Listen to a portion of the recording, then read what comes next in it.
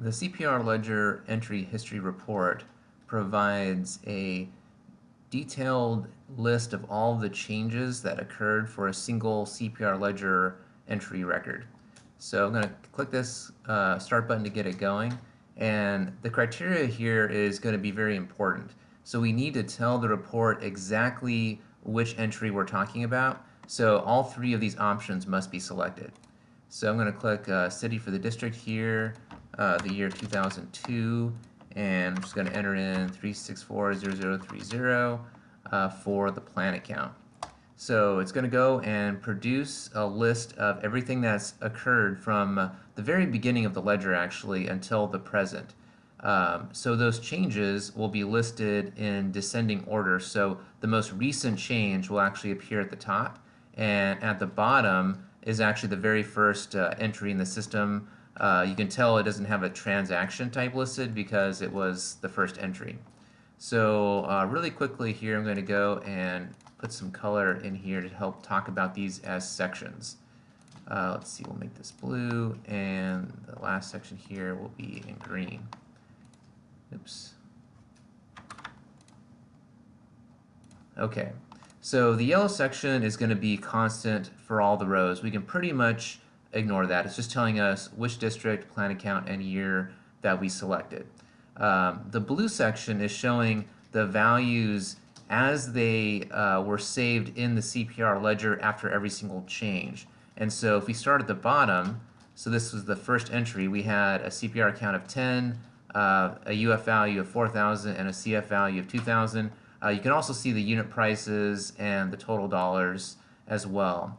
And so over time, looks like we had some removal here because we have a 9 count instead of a 10, so we lost one or removed one. And you can see the dollars going down as a consequence of that. And so if you shift over now into the green section, what the green section will tell you is the details about what actually occurred. So why was it that this particular entry was changed over time? So again, the very first row is always going to be blank. It's the first entry, and there's no adjustment or transaction data to look at. So the next one is showing us that we had a transaction type of job, and it was a removal, and it tells us in the description exactly what the removal was. So it says a retirement for job WOE1007A-1. So that was the name of a job or a work order, and it's telling us that in that case we removed one item. It was $400 of removal or retirement dollars on the UF side and $200 on the CF side.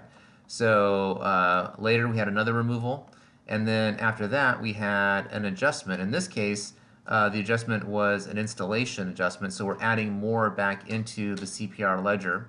And it says under the description, the field inventory revealed an additional pull. So in that case, we added one more of those, and it was $400 for the UF and $200 for the CF. Let me just change that so you can see that there. So you can see the CF value there as well. So later, it said there was another adjustment, and this one was a removal adjustment, and it said the previous adjustment was a mistake.